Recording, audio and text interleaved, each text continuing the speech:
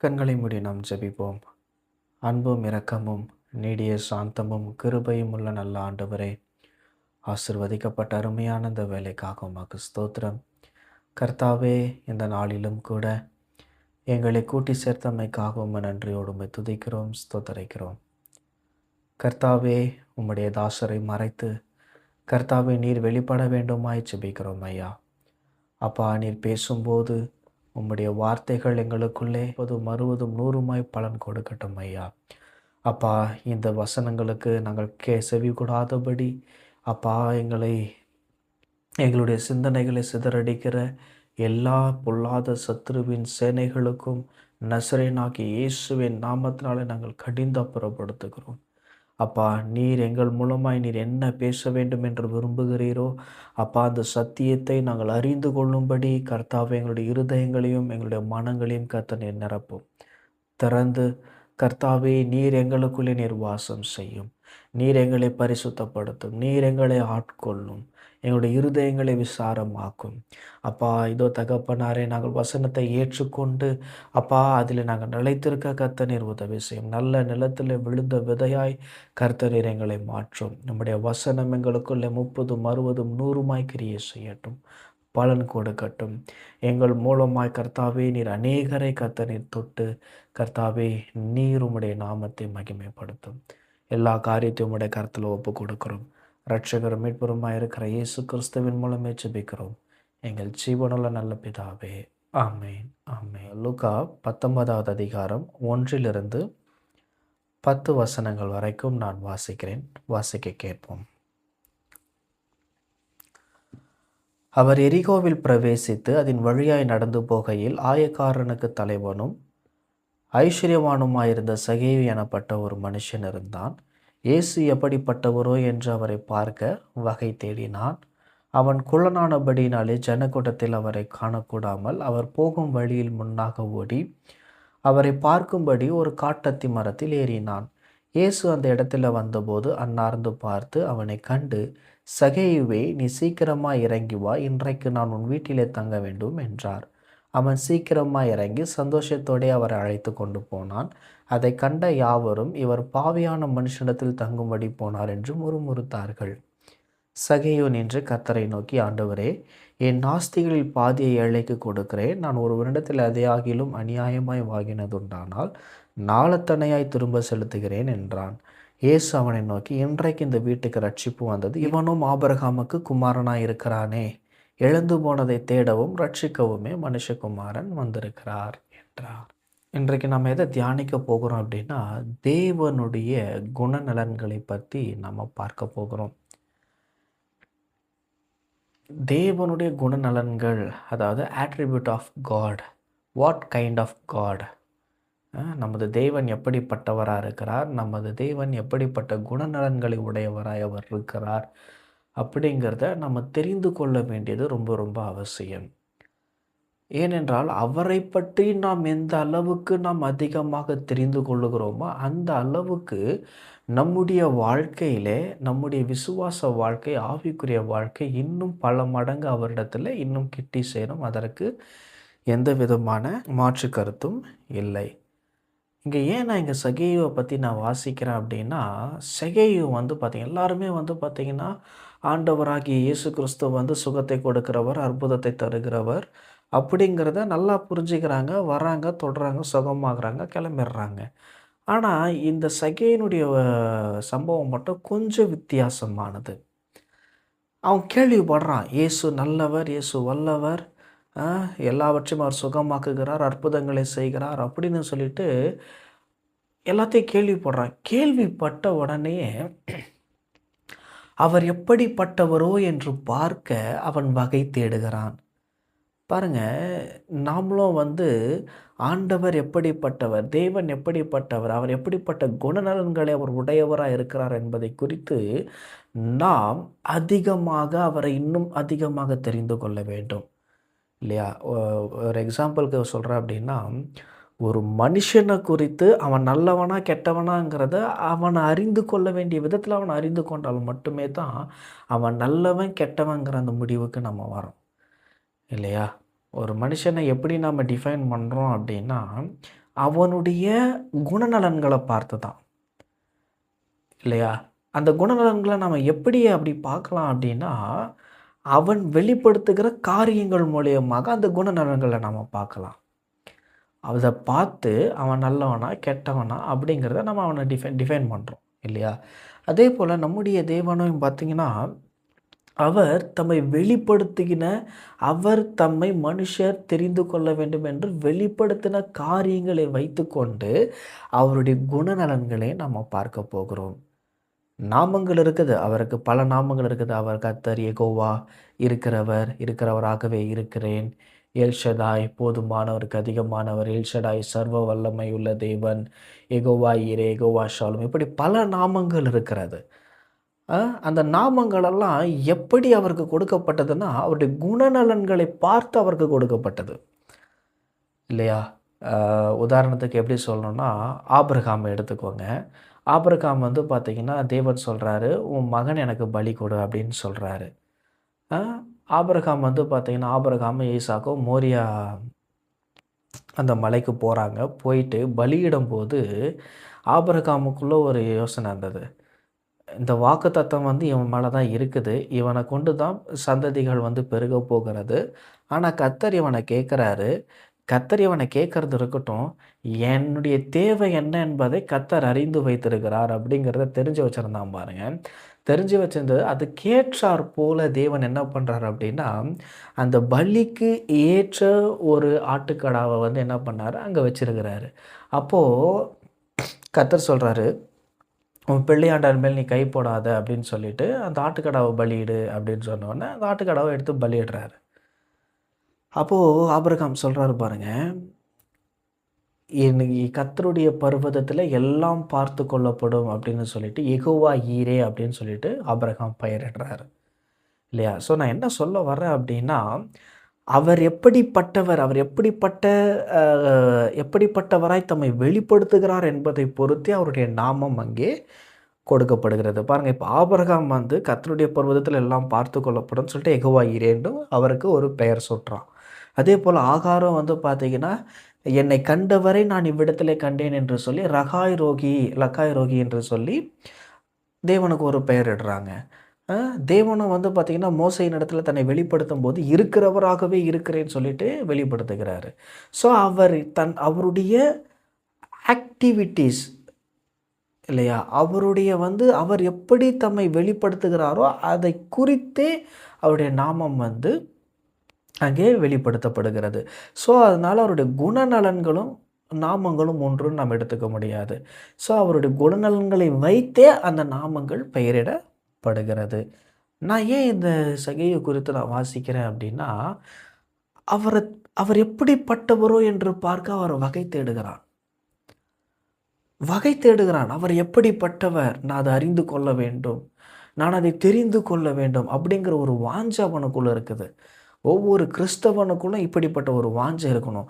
என் தேவன் எப்படிப்பட்டவர், என் தேவன் எப்படிப்பட்ட குணநலன்களை உடையவராக இருக்கிறார், அவர் எப்படிப்பட்ட தேவனாக இருக்கிறார், அவர் எவ்வளவு வல்லமை உள்ளவராக இருக்கிறார், இப்படிப்பட்ட காரியங்களை நாம் கற்றுக்கொள்ள வேண்டும். அவரை குறித்த அறிவு நமக்கு வேண்டும்.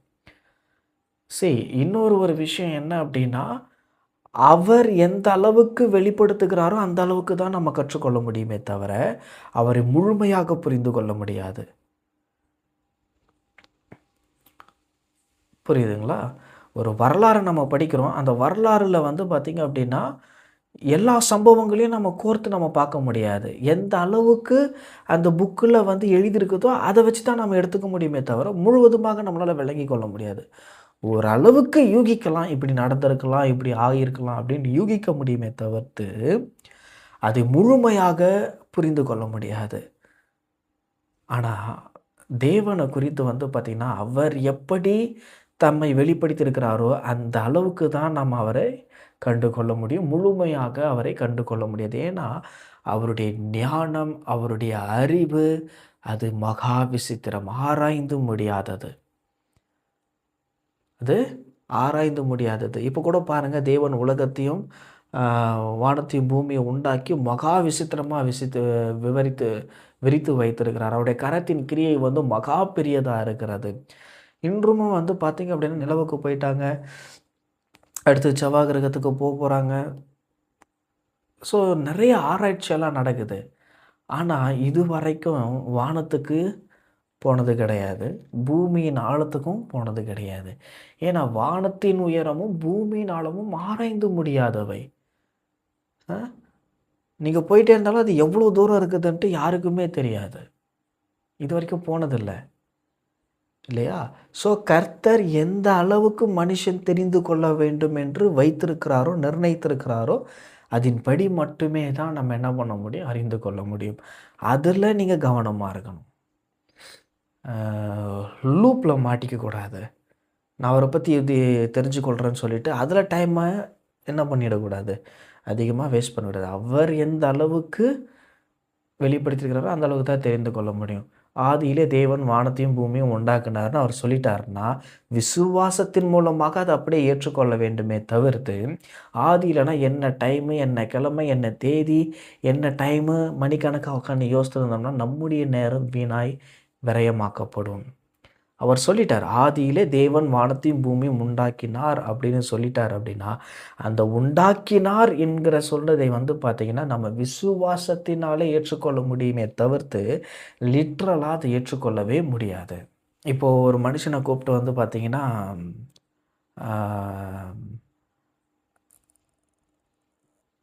இந்த வானமும் பூமி எப்படி உண்டாயிடுச்சுன்னு கேட்டிங்கன்னா அவன் பல கருத்துக்களாக அவன் முன்வைப்பான். குன்றுகள் எப்படி உருவாச்சு, சமுத்திரம் எப்படி உருவாச்சுன்னு சொல்லிட்டு பல காரணங்கள் வைப்பான். ஆனால் அது எல்லாமே வந்து பார்த்திங்கன்னா ஏற்றுக்கொள்ள முடியாதவை. இதே பல நூற்றாண்டுகளுக்கு முன்பாக பார்த்திங்க அப்படின்னா பூமியானது தட்டையாக இருக்குது அப்படின்னு சொல்லிட்டு வல்லுநர்கள்லாம் சொன்னாங்க. ஏன் அவங்க தட்டையாக இருக்குதுன்னு சொல்கிறாங்க அப்படின்னா, நம்ம பூமியினுடைய மேற்பரப்பில் இருக்கிறோம். ஸோ நம்ம வந்து நடந்துகிட்டு இருக்கிறதுனால அது தட்டையாக இருக்குது அப்படின்னு சொல்லிட்டு நம்பிட்டு இருந்தாங்க. ஆனால் அதுக்கப்புறம் பல நூறு ஆண்டுகளுக்கு பிற்பாடு கண்டுபிடிக்கிறாங்க பூமி உருண்டையாக இருக்குது அப்படின்னு சொல்லிட்டு. பூமி உருண்டையாக இருக்குது, அப்புறம் எப்படி மனுஷர்கள் அதில் நிற்கிறாங்க அப்படின்னா, அங்கே புவியீர்ப்பு விசை என்கிற ஒரு பிரமாணம் அங்கே செயல்படுகிறது. அதனால் மனுஷன் வந்து பார்த்திங்கன்னா அதில் ஈர்க்கப்பட்டு நிலைநிற்கப்படுகிறான் அப்படின்னு சொல்லிட்டு கண்டுபிடிக்கிறாங்க. ஸோ கர்த்தர் எந்த அளவுக்கு தன்னை வெளிப்படுத்துகிறாரோ, கர்த்தர் எந்த அளவுக்கு தம்முடைய கரத்தின் கிரியை வெளிப்படுத்துகிறாரோ அந்த அளவுக்கு தான் நம்ம புரிந்து கொள்ள முடியும். அதுவும் யாருடைய உதவினால் புரிந்து கொள்ள முடியும் என்றால் பரிசுத்த ஆவியானவருடைய உதவியின் மூலமாக நாம் புரிந்து கொள்ள முடியும். பரிசுத்த ஆவியானவர் வந்து பார்த்திங்க அப்படின்னா தேவனுடைய ஆழத்திலிருந்து, அவரிலிருந்து, இயேசுவிலிருந்து நமக்கு என்ன பண்ணுறாரு அப்படின்னா நமக்கு வெளிப்படுத்துகிறார். யோவான் 16வது அதிகாரம் 13 நான் வாசிக்கிறேன் பாருங்க. யோவான் 16:13 சத்திய ஆவியாகிய அவர் வரும்போது சகல சத்தியத்திற்குள்ளும் உங்களை நடத்துவார். அவர் தம்முடைய சுயமாய் பேசாமல் தாம் கேள்விப்பட்டவைகள் யாவையும் சொல்லி வரப்போகிற காரியங்களை உங்களுக்கு அறிவிப்பார். அவர் என்னுடையதிலிருந்து எடுத்து உங்களுக்கு அறிவிப்பதினால் என்னை மகிமைப்படுத்துவார். பிதாவினுடையவைகள் யாவும் என்னுடையவைகள், அதனாலே அவர் என்னுடையதிலிருந்து எடுத்து உங்களுக்கு அறிவிப்பார் என்றேன். பாருங்கள், அப்போது சத்திய ஆவியாகிய தேற்றரவாளன் அவர் என்ன பண்ணுவார் அப்படின்னா, அவர் நாம் தெரிந்து கொள்ளக்கூடிய சத்தியத்தை அவர் நமக்கு போதிப்பார். எப்படி போதிப்பார் அப்படின்னா, குமாரனிலிருந்து எடுத்து நமக்கு அவர் போதிப்பார். ஸோ தேவனுக்கு அடுத்த காரியங்களை நம்ம புரிந்து கொள்ள வேண்டும் என்றால் அதற்கு பரிசுத்த ஆவியானவர் மிக மிக முக்கியம். பரிசுத்த ஆவியானவர் வெளிப்படுத்தாமல் நம்ம ஒன்றையும் புரிந்து கொள்ளவே முடியாது. இந்த வேத வசனங்கள் எல்லாமே வந்து பார்த்திங்க அப்படின்னா தேவன் தமது பரிசுத்த ஆவியினாலே நமக்கு கொடுத்தவை. இந்த வேதத்தை எழுதினவங்க பார்த்திங்க அப்படின்னா 40க்கும் மேற்பட்டவர்கள் வந்து இந்த வேதத்தை எழுதியிருக்கிறாங்க. பல நூற்றாண்டுகளுக்கு வேறுபட்டிருக்கிறாங்க. எல்லாமே வந்து அந்தந்த காலகட்டத்தில் வந்து வாழ்ந்தவங்க, பல்வேறு காலகட்டத்தில் வாழ்ந்தவர்கள். ஆனால் இந்த வேதத்தில் வந்து பார்த்திங்கன்னா எல்லாமே ஒன்றோடு ஒன்று இணைக்கப்பட்டிருக்கிறது.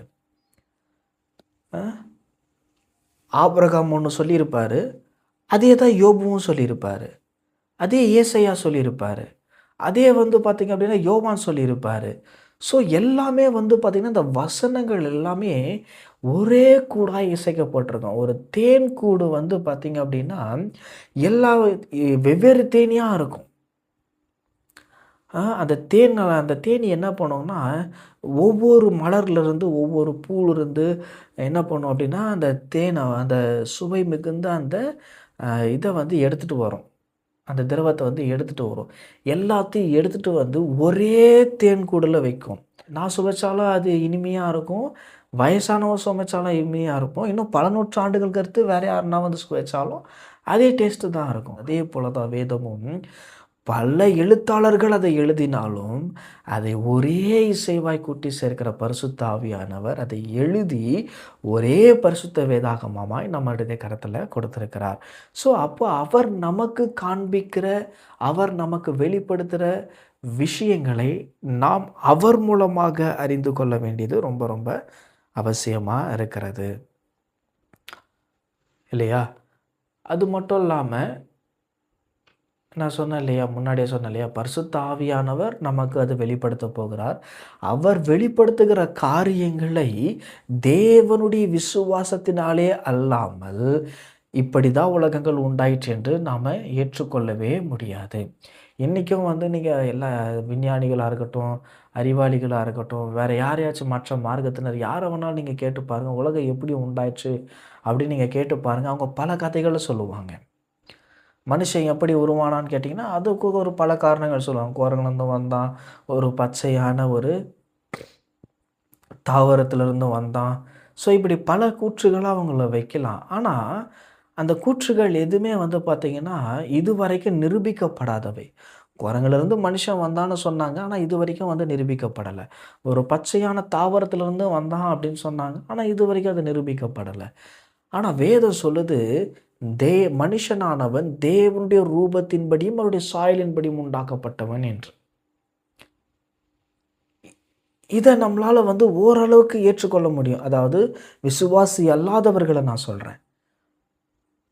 மனுஷன் வந்து எப்படி உண்டாக்கப்பட்டிருக்கிறான்னா, கடவுள் எப்படி இருக்கிறாரோ அப்படியே அவருடைய ரூபத்தின்படியையும் அவருடைய சாயலின்படியும் உண்டாக்கப்பட்டான் அப்படிங்கிறத வந்து ஏற்றுக்கொள்ளக்கூடியது.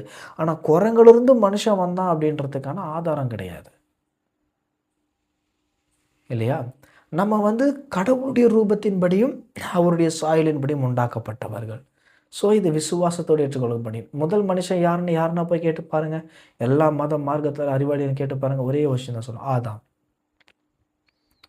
ஏன்னா கிறிஸ்தவத்தில் மட்டும்தான் ஆதாம் ஏவாள் என்கிற முதல் மனுஷனை பற்றி சொல்லியிருக்குது. மற்ற எந்த மத மார்க்கத்துலேயும் நான் அது வெளிப்படுத்தலை.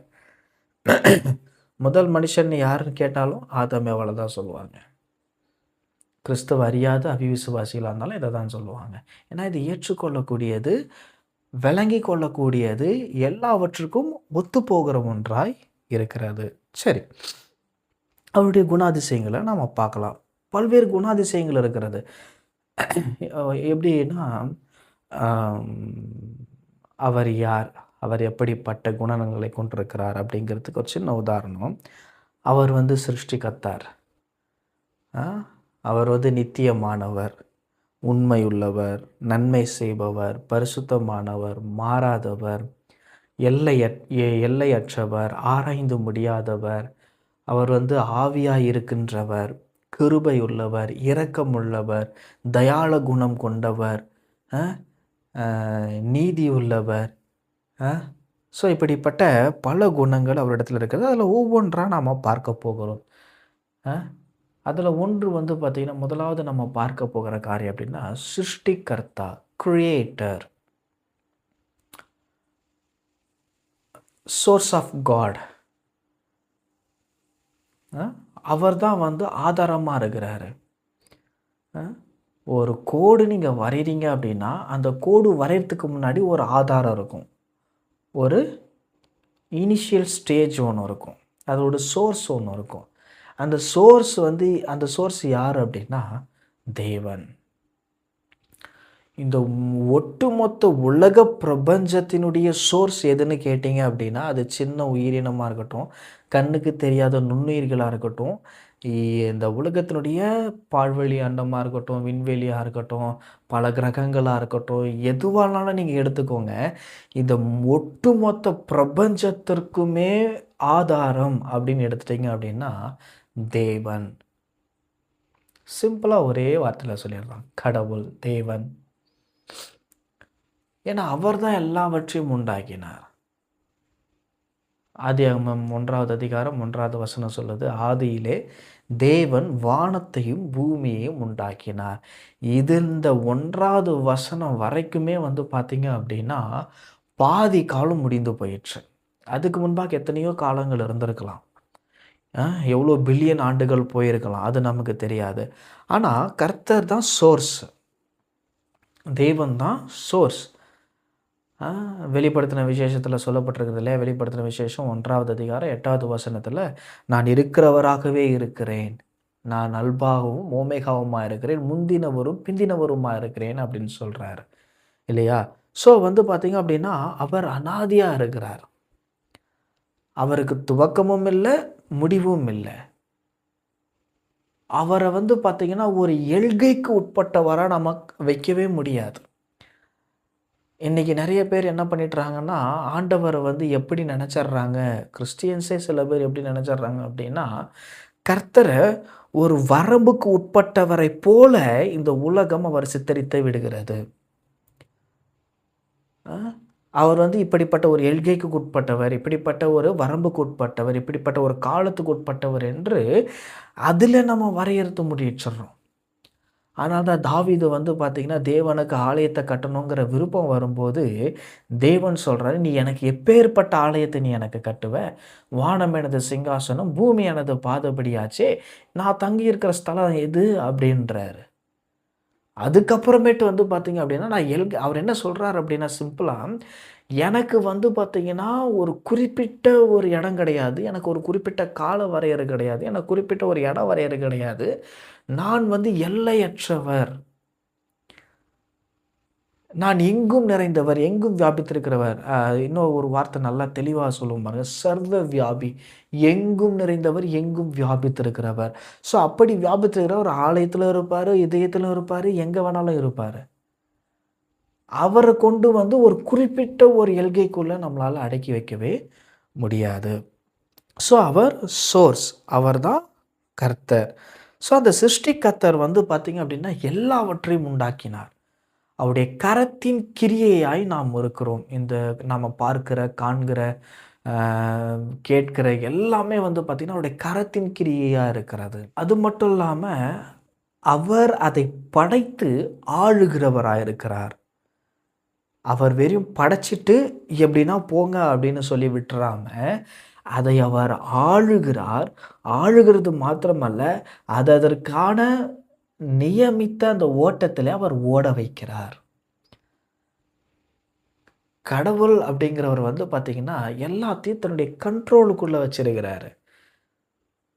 எல்லாவற்றையும் என்ன பண்ணுறாரு, தன்னுடைய கண்ட்ரோலுக்குள்ளே வச்சிருக்கிறாரு. தாம் உண்டாக்கின அனைத்தையும் நேர்த்தியாய் செம்மையாய் ஆளுகிறார். மத்தேயுவில் சொல்லப்பட்டிருக்கிறது இல்லையா? ஒரே நிமிஷம் நான் அதை வாசித்தர்றேன், அது உங்களுக்கு கொஞ்சம் புரியும்படியாக இருக்கும். அது எல்லாருக்கும் தெரிஞ்சது தான், பட் இருந்தாலும் வாசிக்கும்போது உங்களுக்கு இன்னும் நல்லா விளங்க ஆரம்பிக்கும். மத்தேயு 6வது அதிகாரம் 26வது வசனம், ஆகாயத்து பட்சிகளை கவனித்து பாருங்கள், அவைகள் விதைக்கிறதும் இல்லை, அறுக்கிறதும் இல்லை, களஞ்சியங்களில் சேர்த்து வைக்கிறதும் இல்லை, அவைகளையும் உங்கள் பரமபிதா பிழைப்பூட்டுகிறார்.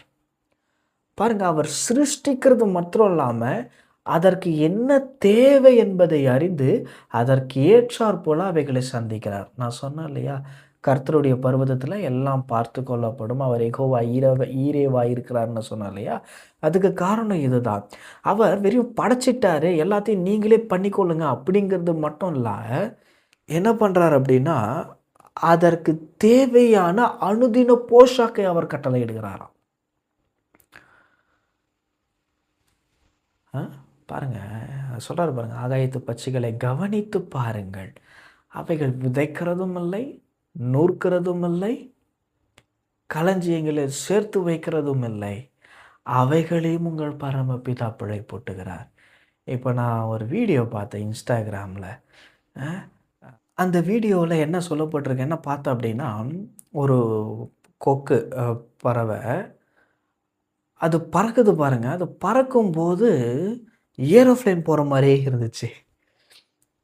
இப்படி இப்படியும் பறக்கும் இல்லையா? நம்ம இப்படி இப்படி பறக்கும்போது தான் நம்ம என்ன பண்ணுவோம், அது பறவணும். ஆனால் அதனுடைய அலகு, அதனுடைய பறவை ஸ்டெடியாக இருக்குது. ஆனால் அது காற்றை பயன்படுத்தி கொண்டு அது பறக்குது, ஸ்டெடியாக பறக்குது. அது பறக்குது பாருங்க. ஏரோப்ளேன் அதே போல தான். அதுக்கு பறவை இப்படியெல்லாம் கிடையாது. இப்படி தான் இருக்குது. அலகு இப்படி இருக்குது. ஸ்ட்ரெயிட்டாக பறக்குது. அப்போ கர்த்தர் நேச்சராகவே அதற்கு என்ன தேவை என்கிறதை அறிந்து இயற்கையும் அதற்கு சாதகமாக அவர் பயன்படுத்துகிறார் பாருங்க. புரியுதுங்களா? இந்த உலகத்தில் எல்லா பிரமாணத்தையும் அவர் வச்சிருக்கிறார். புவியீர்ப்பு விசையை வச்சிருக்கிறாரு. புவியீர்ப்புக்கு விரோதமாகவும் ஒரு பிரமாணத்தை வச்சிருக்கிறாரு இல்லையா? அந்த பிரமாணம் வந்து எப்படி வேலை செய்தோம்னா, அந்த புவியீர்ப்புக்கு எதிர் திசையாக அது சென்று மேலே பறக்கிறது. பாருங்கள், பறவைகளெல்லாம் அப்படி தான் செயல்படுது இல்லையா? ஸோ அந்தந்த உயிரினத்திற்கு என்னென்ன தேவையோ அந்த தேவைகளை இந்த இயற்கையும் சாதகமாக்கி அதை செயல்படுத்துகிறார். சயின்ஸில் வந்து இப்படி வாசிக்கிறோம், பூமி தன்னைத்தானே சுற்றி கொண்டு சூரியனையும் சுற்றி வருகிறது என்று பாடப்புத்தகத்தில் நம்ம படிச்சிருக்கிறோம் இல்லையா? ஸோ கர்த்தர் வந்து பாருங்க அப்படின்னா, பூமி உண்டாக்க கடவுது, வானத்தையும் பூமியும் உண்டாக்குனார் அப்படின்னு சொல்லிட்டு நிற்காம அதுக்கு ஒரு பிரமாணத்தையும் வச்சுட்டு அந்த பிரமாணத்தின் மூலமாக அதை சுழல வைக்கிறாரு பாருங்க. என்ன நேர்த்தியாய் அவர் உண்டாக்கியிருக்கிறாரு. சங்கீதம் 19, ஆகிலும் அவைகளின் சத்தம் பூமி எங்கும், அவைகளின் வசனங்கள் பூச்சக்கரத்து கடைசி வரைக்கும் செல்கிறது. அவைகளில் சூரியனுக்கு ஒரு கூடாரத்தை ஸ்தாபித்தார். 5, அது தன் மணவரையிலிருந்து புறப்படுகிற மணவாளனைப் போல இருந்து பராக்கிரமசாலியை போல் தன் பாதையில் ஓட மகிழ்ச்சியாக இருக்கிறது. பாருங்க, கர்த்தர் என்னை உண்டாக்கி வச்சிருக்கிறாரு, எனக்கு ஒரு வேலையை வச்சிருக்கிறாருன்னு சொல்லிட்டு அது தன் நியமித்த பாதையிலே அது செம்மையாய் ஓடிக்கொண்டிருக்கிறது. மகிழ்ச்சியாக ஓடுதான். எப்படி ஓடுதான்? மகிழ்ச்சியாக ஓடுதான். பூமி தன்னைத்தானே சுற்றி கொண்டு சூரியனையும் சுற்றுகிறது. ஸோ ஒரு பிரமாணத்தை அங்கே வச்சுட்டாரு. அப்போது தேவன் வந்து பார்த்திங்கன்னா படைக்கிறவர் மட்டுமல்ல, அதை நேர்த்தியாய் ஆளுகிறவர், காக்கிறவர். ஆமென். அதனால தான் இங்கே சொல்கிறாரு, மத்தேயுவில் சொல்கிறாரு இல்லையா, 1, எண்ணத்தை உண்போம், எண்ணத்தை குடிப்போம், எண்ணத்தை உடுப்போம் என்று கவலைப்படாதிருங்கள். இவைகளெல்லாம் மஞ்ஞானிகள் நாடி தேடுகிறார்கள். இவைகளெல்லாம் உங்களுக்கு வேண்டியவைகள் என்று உங்கள் பரமபிதா அறிந்திருக்கிறார். உங்களுக்கு என்ன தேவை, என்ன வேணுங்கிறத ஒரு சின்ன சின்ன காரியமாக இருந்தாலும் சரியாக அவர் தெரிஞ்சு வச்சிருக்கிறாரு. முதலாவது தேவனுடைய ராஜ்யத்தையும் அவருடைய நீதியும் தேடுங்கள், அப்பொழுது இவைகள் எல்லாம் உங்களுக்கு கூட கொடுக்கப்படும். ஆகையால் நாளைக்காக கவலைப்படாதிருங்கள். நாளை தினம் தன்னுடையவைகளுக்காக கவலைப்படும். அந்தந்த நாளுக்கு அதினதின் பாடு போதும். நம்முடைய தேவன் எப்படிப்பட்ட ஒரு நல்ல தேவன் பாருங்க. சும்மா ஒரு இதுக்காக சொல்கிறேன், பூமி சுழல்றது பாருங்கள். அது சுழல்கிற அது வந்து ஃப்ராக்ஷன் ஆஃப் செகண்டில் இப்படி நின்றுச்சுன்னு வச்சுக்கோங்களேன், மனுஷர்களெல்லாம் பல ஆயிரம் கிலோமீட்டர், பல மில்லியன் கிலோமீட்டருக்கு தூக்கி வீசப்படுவார்களாம். பூமி இப்போ சுற்றிட்டு இருக்குது. அதனால தான் வந்து கால சீதோஷ்ண நிலைகளெல்லாம் மாறுது. வெயில் காலம், மழை காலம், வசந்த காலம் அப்படின்னு சொல்லிட்டு மாறிக்கொண்டே இருக்கிறதுக்கான காரணம் 23.5 டிகிரியில் சாய்ந்து அதை சுற்றி கொண்டிருக்கிறது. சுற்றி கொண்டு பூமியும் சுற்றி கொண்டிருக்கிறது. அதனால தான் வந்து இரவும் பகலும் மாறி மாறி வருது, சீதோஷண நிலைகளும் மாறி மாறி வருது. சப்போஸ் பூமி வந்து நின்றுச்சுன்னு வச்சுக்கோங்களேன், நாம் வந்து பல மைல் கிலோமீட்டருக்கு வந்து பார்த்திங்க அப்படின்னா நம்ம தூக்கி வீசப்படுவோம். இது வரைக்கும் எனக்கு வந்து 30 வயசு ஆகுது. இது வரைக்கும் பூமி நின்றதா சரித்திரமே இல்லை. இதுக்கு முன்னாடி பூமி நின்றதும் சரித்திரமும் இல்லை. சூரியன் நினைக்க வச்சிருக்கிறார். ஒரு சில மணி நேரங்கள் வந்து அந்த வெயில் வந்து அதில் படுகிற மாதிரி அவர் வச்சிருக்கிறாரு இல்லையா? ஸோ நான் என்ன சொல்ல வரேன் அப்படிங்கிறது நான் நல்லா புரிஞ்சுக்கோங்க. கர்த்தர் வெறும் சிருஷ்டிகர் மட்டும் இல்லை, அதை ஆளுகிறவர், காக்கிறவர், விசாரிக்கிறவர். விசாரிக்கிறது அப்படின்னா ஹாய், ஹலோ எப்படி இருக்கீங்க? நல்லா இருக்கீங்களா? அ சரி எப்படி பார்ப்போம் அப்படிங்கிறது கிடையாது. அந்த காலத்தில விசாரிக்கிறதுனா வேற. உங்களுக்கு என்ன தேவை அப்படிங்கிறத விசாரிச்சு, அந்த தேவைகளை சந்தித்து, உங்கள சந்தோஷப்படுத்துகிறது தான் அந்த விசாரிப்பு. இந்த காலத்தில தான் விசாரிப்பு just hi, hello, how are you அப்படிங்கிற ஒரு சாட்லயே முடிஞ்சிருது.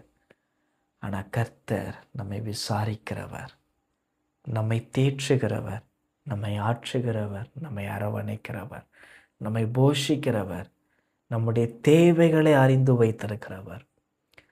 நீங்கள் அப்பா, பிதாவே என்று கூப்பிடுவதற்கு முன்பதாகவே உங்களுக்கு இன்னது தேவை என்பதை அவர் அறிந்து வைத்திருக்கிறார். ஆகவே அவர் சிருஷ்டிகர்த்தர் மட்டும் அல்ல, சர்வத்தையும் தாங்குகிறவர், ஆளுகிறவர், பாதுகாக்கிறவர். அது மாத்திரமல்ல, இந்த சிருஷ்டிப்புகள் எல்லாமே தன்னை உருவாக்கியவரை அறிந்து வைத்திருக்கிறது, மனுஷனை தவிர்த்து. மனுஷனுக்கு பார்த்தீங்கன்னா, ஒரு ஒரு பேட் மென்டாலிட்டி அவனுக்கு இருக்கு. என்ன பேட் மென்டாலிட்டி அப்படின்னா, ஒருத்தன் அவனுக்கு கொடுத்துட்டே இருந்தா நல்லது. திடீர்னு ஸ்டாப் பண்ணிட்டா அது கெட்டது. சந்தோஷத்தை கொடுத்துக்கிட்டே இருந்தா நல்லது. திடீர்னு ஒரு கஷ்டம், ஒரு பிரச்சனைன்னும்போது கெட்டது. ஆனா, நம்மள விட இந்த சிருஷ்டிப்புகள் மேலானது. எப்படி சொல்கிறேன் அப்படின்னா, தேவன் மனுஷனை இந்த பூமியில் வச்சார் இல்லையா? வச்சதுக்கப்புறம் பூமியில் மனுஷர்களெல்லாம் பெருக துவங்கினாங்க. நோவா காலம் வருது. இந்த நோவா காலத்தில் பார்த்திங்கன்னா, கர்த்தர் மனுஷர் பூமி எங்கும் பார்க்குறாரு.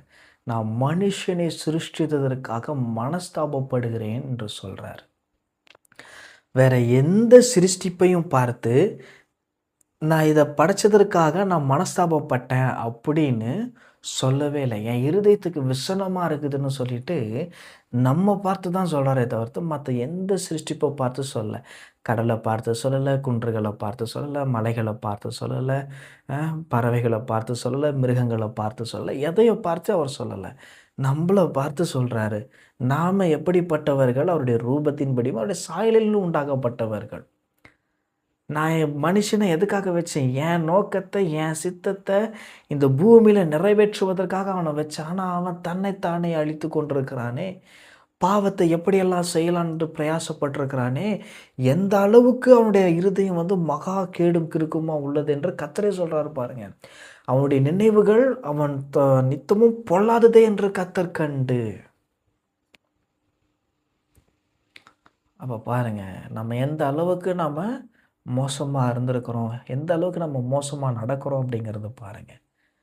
மனுஷனுடைய இருதயம் நித்தம் பொல்லாதது என்று கர்த்தர் கண்டு, மனுஷனை எனக்கு முன்பாக நிற்கக்கூடாதபடி நான் அழித்து போடுவேன் என்று சொல்லி ஒரு முடிவு எடுக்கிறாரு. ஆனாலும் அங்கேயும் ஒரு கிருபை காட்டுறாரு பாருங்க. எல்லாரையும் அழிக்க போகிறேன், அதில் யாராவது ஒருத்தர் நல்லவன் இருப்பான்ல, அந்த நல்லவனை நான் காப்பாற்ற விரும்புகிறேன்னு சொல்லிட்டு நோவாவுக்கு கர்த்தருடைய கண்களில் கிருபை கிடைத்தது. நோவாவுக்கும் மட்டும் இல்லை, அவன் 120 வருஷம் அந்த வேலையை செய்கிறான் பாருங்கள். அந்த 120 வருஷ காலமாக கர்த்தர் டைம் கொடுக்குறார் மனம் திரும்புவதற்கு. யாருமே மனம் திரும்பாத பட்சத்தில் தான் கர்த்தர் என்ன பண்ணுறார்? எல்லாவற்றையும் அழிக்கிறார். மனுஷன் செய்த அந்த தப்பிதத்திற்காக மொத்த சிருஷ்டிப்பையுமே அழிக்கிறார். ஏன்னா எல்லாமே அவனுக்காக தானே உண்டாக்கப்பட்டது, எல்லாமே அவனுக்காக தானே சிருஷ்டிக்கப்பட்டது. ஸோ எல்லாவற்றையும் அழித்து போடுகிறாரு பாருங்கள். அதுக்கப்புறம் கர்த்தர் சொல்கிறாரு, இனிமேட்டு நான் தண்ணினால நான் அழிக்க மாட்டேன்னு சொல்லிட்டு இந்த பூமியை அவர் எதற்காக ஆயத்தம் பண்ணி வச்சுருக்கிறார் அப்படின்னா, எரிகிற அக்கினி கடலுக்கும் கந்தகத்துக்கும் ஆயத்தமாக்கி வச்சிருக்கிறாரு. நமக்கு சப்போஸ் நான் பாவம் செய்து நாம் அதிலே நிலைநிற்போம் என்றால் நரகமும் வைக்கப்பட்டிருக்கிறது. சரி, அவர் சிருஷ்டித்த சிருஷ்டிப்புகள் எல்லாமே அவரை நன்றாய் அறிந்திருக்கின்றன. அவரை நன்றாய் அறிந்திருக்கின்றன. ஆனால் தான் ஆண்டவராகிய இயேசு கிறிஸ்து இந்த பூமியில் அவர் மனுஷனை அவதரித்து இந்த பூமியில் அவர் இருக்கும்போது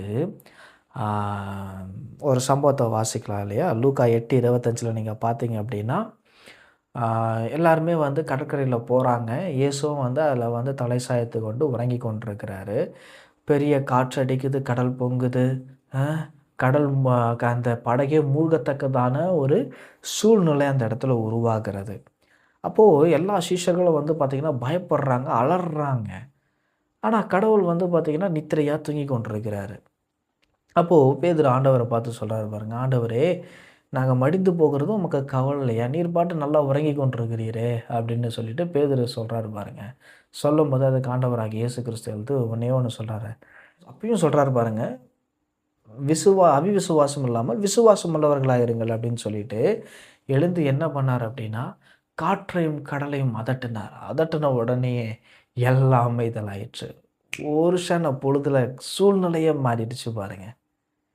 ஏன்னா அதுக்கு தெரியும், காற்றும் கடலுக்கும் தெரியும் தனக்கு கட்டளையிடுகிற யார் இன்னார் என்று. ஆமென்.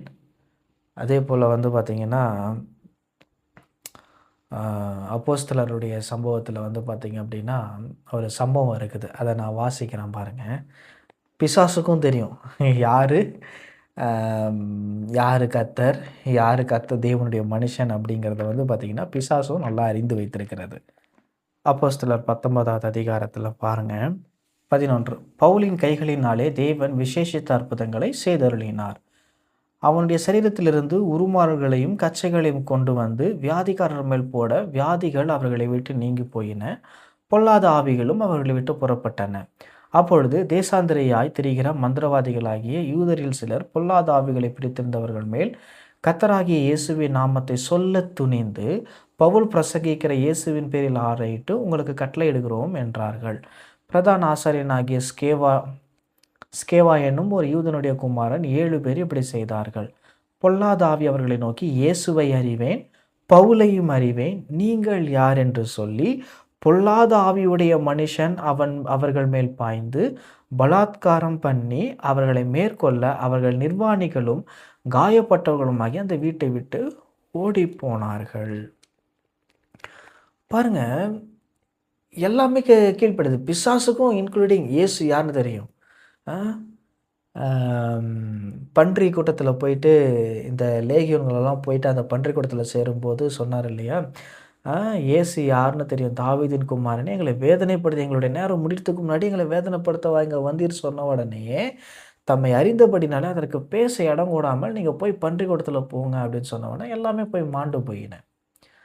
ஸோ பிசாசுக்கும் இயேசுவை பற்றி தெரியும். ஸோ ஆனால் இந்த மனுஷ பயலுங்க இருக்காளுங்க பாருங்கள், அவனுங்களுக்கு மட்டும் கடவுள் யாருன்னே தெரிய மாட்டேங்குது. யூத ஜனங்களுக்கு பாருங்கள், கர்த்தர் தம்மை வெளிப்படுத்துகிறார்.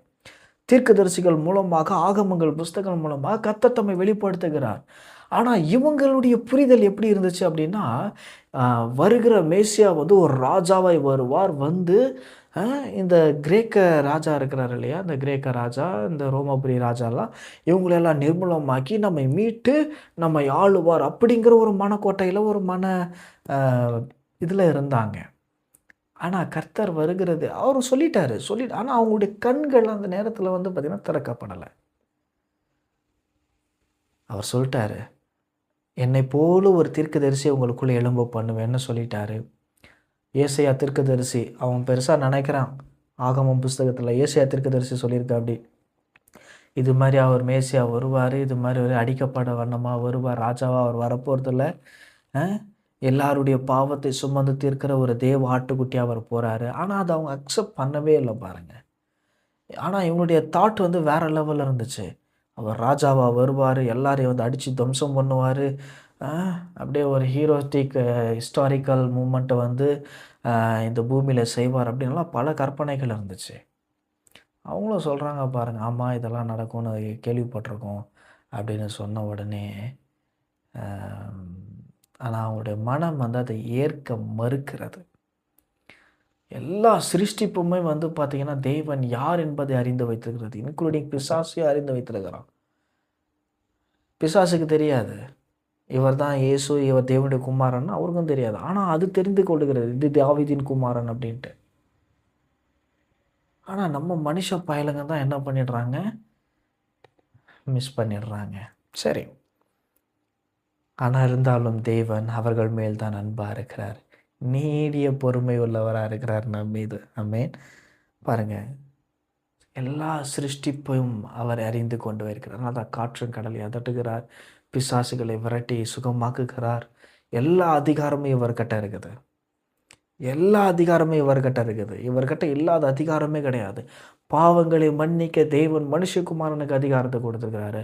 அது மட்டும் இல்லாமல் இந்த பூமி, இந்த உலகத்தினுடைய எல்லா பிரபஞ்சமும் அவருக்காயும் அவருக்கென்றும் சிருஷ்டிக்கப்பட்டது என்று ரோமர் 11:36 சொல்லப்பட்டிருக்கிறது. எல்லாமே குமாரனுக்காக தான் படைக்கப்பட்டிருக்கிறது. எல்லாருடைய அவருடைய மகிமைக்காக படைக்கப்பட்டிருக்கிறது. எல்லா சிருஷ்டிப்பும், சின்னதாக இருக்கட்டும் பெருசாக இருக்கட்டும், எல்லா சிருஷ்டிப்பும் அவருடைய நாம மகிமைக்காக சிருஷ்டிக்கப்பட்டது. அதே போல் பார்த்திங்கன்னா சங்கீதம் 33:9 அவர் சொல்ல ஆகும், அவர் கட்டளையிட நிற்கும். ஏன்? பூமியும் அது நிறைவும் கர்த்தருடையது. ஆமென். பூமியும் அது நிறைவும் கர்த்தருடையது. அவர் கரத்தினுடைய கிரியையாக இருக்கிறது. பாருங்கள் 19:1 வாசிக்கிறோம் பாருங்கள். சங்கீதம், வானங்கள் தேவனுடைய மகிமையை வெளிப்படுத்துகிறது, ஆகாய விரிவு அவருடைய கரங்களின் கிரியையை அறிவிக்கிறது, பகலுக்கு பகல் வார்த்தையை பொழிகிறது, இரவுக்கு இரவு அறிவை தெரிவிக்கிறது. பாருங்க, வானங்கள் தேவனுடைய மகிமையை வெளிப்படுத்துகிறது, ஆகாய விரிவு அவருடைய கரத்தின் கிரியையாய் இருக்கிறது. எல்லாவற்றையும் தம்முடைய வார்த்தையினால் அவர் உண்டாக்குகிறார். ஆனால் மனுஷனை எப்படி உண்டாக்குறாருன்னா, தம்முடைய கரத்தினாலும் தம்முடைய ஜீவ சுவாசத்தை அவன் மேலே ஊதி அவனை உருவாக்குகிறார். ஸோ எல்லாமே இந்த பூமியும் அதன் நிறைவும் கர்த்தருடையது. ஆகவே தான் அவர் சொல்ல ஆகும், அவர் கட்டளையிட நிற்கும் என்று சங்கீதக்காரன் தெளிவாக சொல்லுகிறார். அவர் தமது வார்த்தையினால் எல்லாவற்றையும் சிருஷ்டிக்கிறார். ஆதியாகமத்தில் 1 அதிகாரம் 3 வசனத்தில் சொல்றது பாருங்க. ஆதியாகமம் 1:3,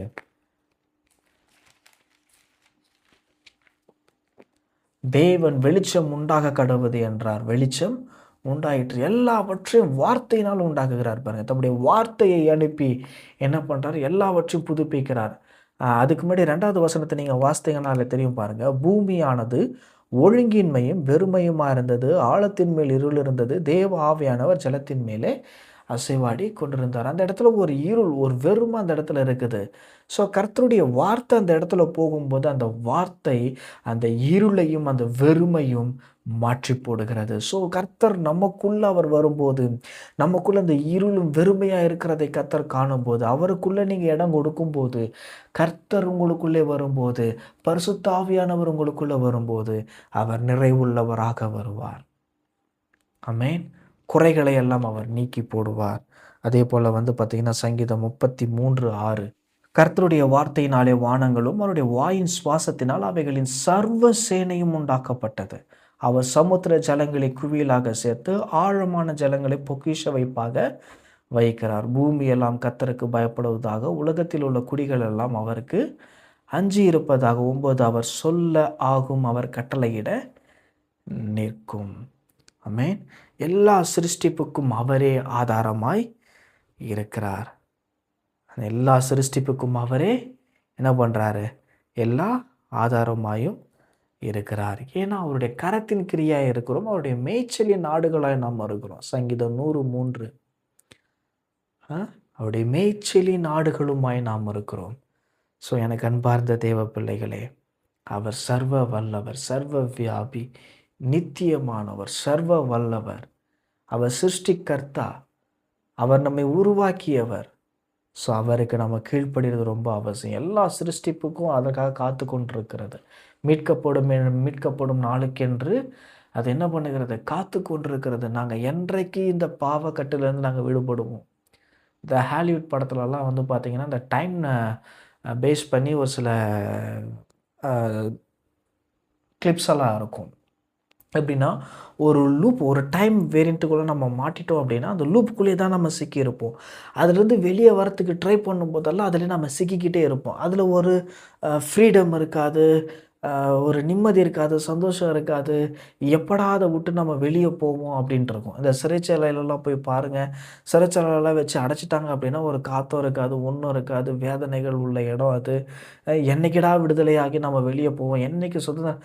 அவங்களுக்கு பாருங்கள், இருக்கிற காற்று அங்கே தான் இருக்கும், ஆனால் அந்த காற்றுமே பார்த்திங்கன்னா வெறுப்பாயிடும். சிறைச்சாலையிலேருந்து வெளியே வந்தவங்களாங்க, வெளியே வந்தோன்னே ஒரு பெருமூச்சு விடுவாங்க. அப்பா சுதந்திர காற்று அப்படின்னுவாங்க இல்லையா? ஸோ அதுபோல இந்த சிருஷ்டிப்புகள் எல்லாமே தாங்கள் மீட்கப்படும் நாளுக்கென்று காத்து கொண்டிருக்கிறதாம். ஆமென். அந்த நாளுக்காக அது காத்து கொண்டிருக்கிறதாம். ஸோ எனக்கு அன்பார்ந்த தேவ ஜனமே, அவர் சிருஷ்டிகர், நாம் சிருஷ்டிப்புகள்.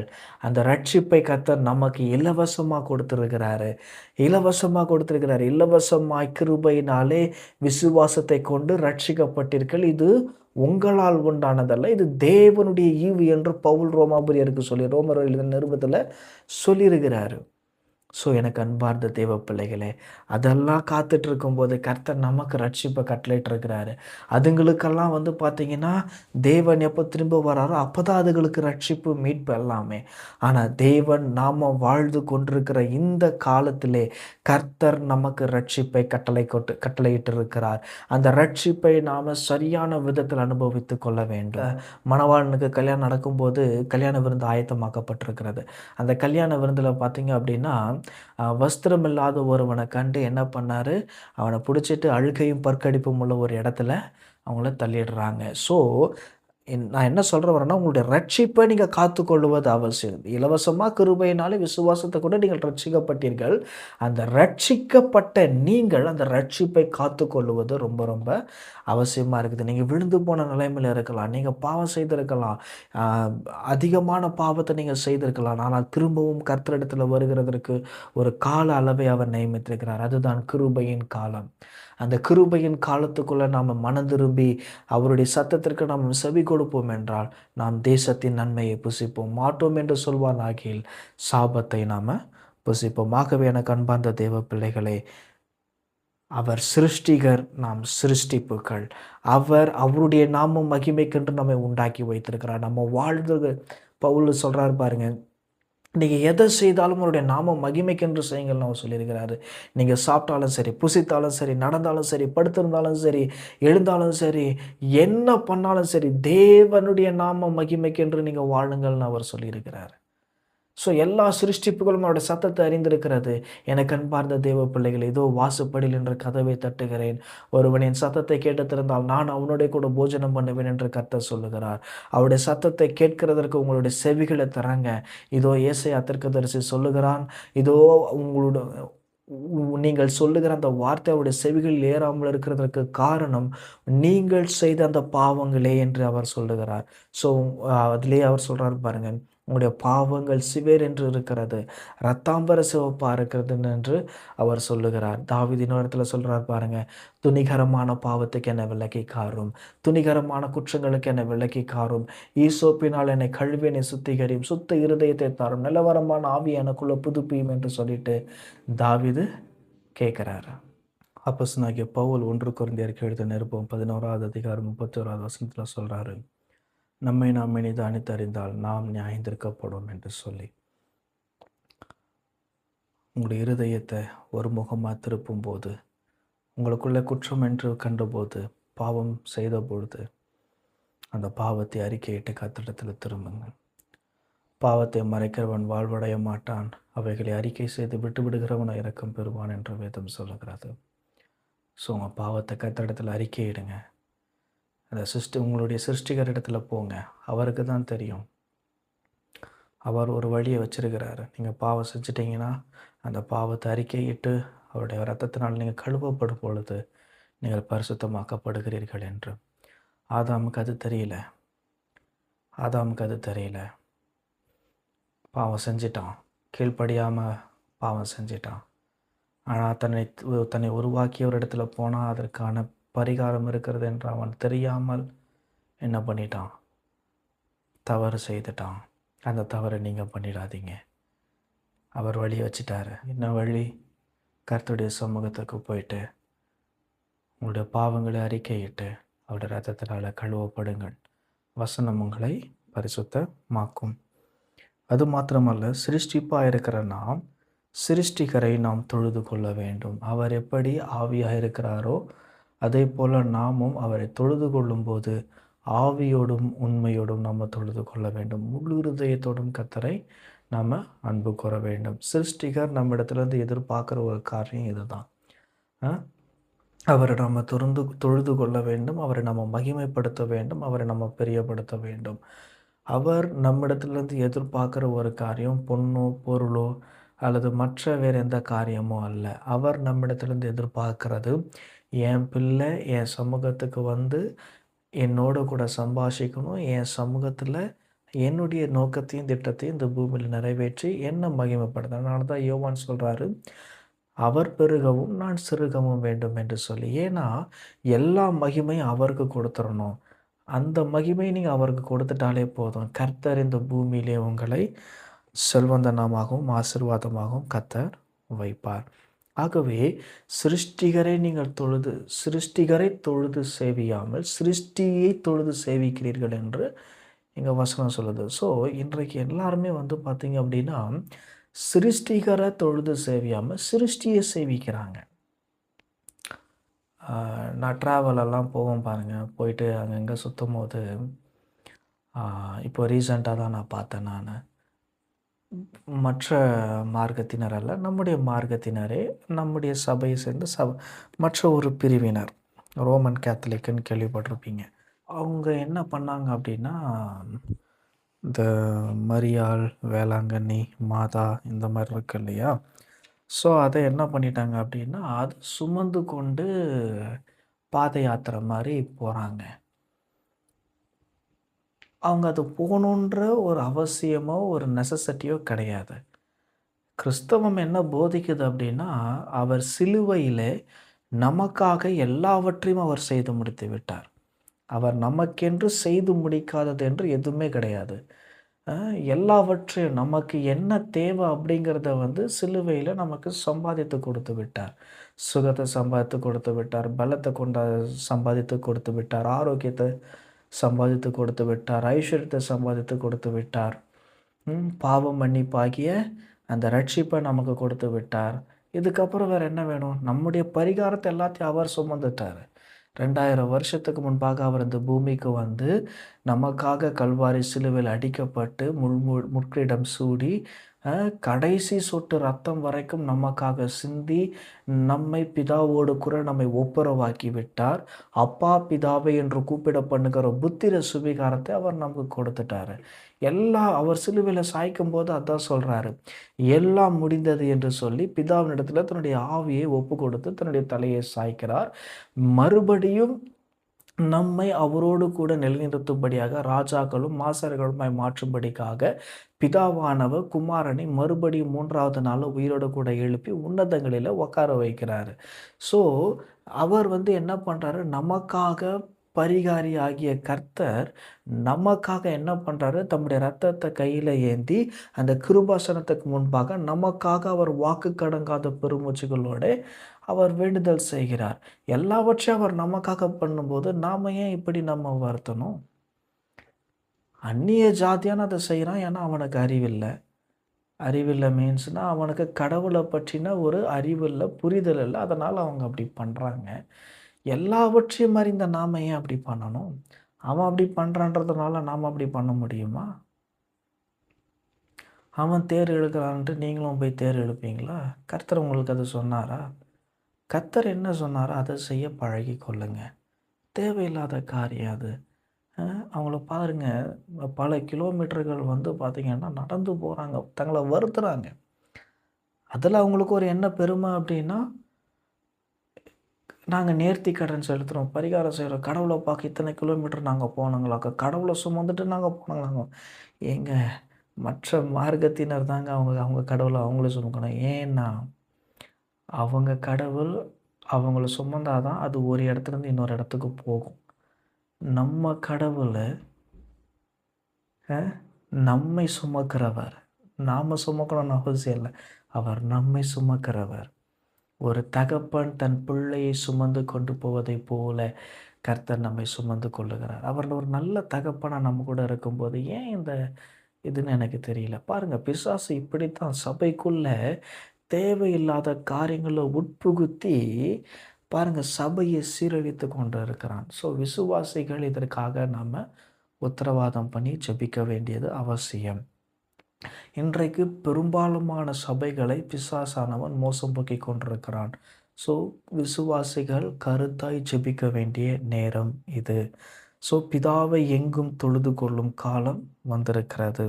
நீங்கள் அறியாததை தொழுது கொள்ளுகிறீர்கள், நாங்கள் அறிந்திருக்கிறதை தொழுது கொள்ளுகிறோம். ஏனென்றால் ரட்சிப்பு யூதர்கள் வழியாக வருகிறது. உண்மையாய் தொழுது கொள்ளுகிறவர்கள் பிதாவை ஆவியோடும் உண்மையோடும் தொழுது கொள்ளும் காலம் வரும். அது இப்பொழுதே வந்திருக்கிறது. தம்மை தொழுது கொள்ளுகிறவர்கள் இப்படி இருக்கிறவர்களாகும்படி பிதாவானவர் விரும்புகிறார். யார் விரும்புகிறார் அப்படின்னா, பிதா விரும்புகிறார். பரிசுத்தமான தேவன் விரும்புகிறார். தேவன் ஆவியாக இருக்கிறார். அவரை தொழுது கொள்ளுகிறவர்களும் ஆவியோடும் உண்மையோடும் அவரை தொழுது கொள்ள வேண்டும் என்றார். பாருங்க, ஆவியோடு உண்மையோடு அவரை தொழுதுகிட்டாலே போதும். இந்த பரிகாரம், இந்த பிராயச்சித்தம், தங்கள் உடலை வருத்தி இதெல்லாம் செய்யணுன்றது நெசசிட்டி இல்லை. தேவனும் அதை சொல்லலை. சிம்பிளாக அவர் என்ன சொல்கிறாரு அப்படின்னா, இன்னும் ஒரு படி கீழே இறங்கி என்ன சொல்கிறார் அப்படின்னா, வருத்தப்பட்டு பாரம் சுமக்கிறவர்களே நீங்கள் எல்லாரும் இடத்துல வாங்க, நான் உங்களுக்கு இளைப்பாறுதல் தருவேன்னு சொல்லியிருக்கிறாரு.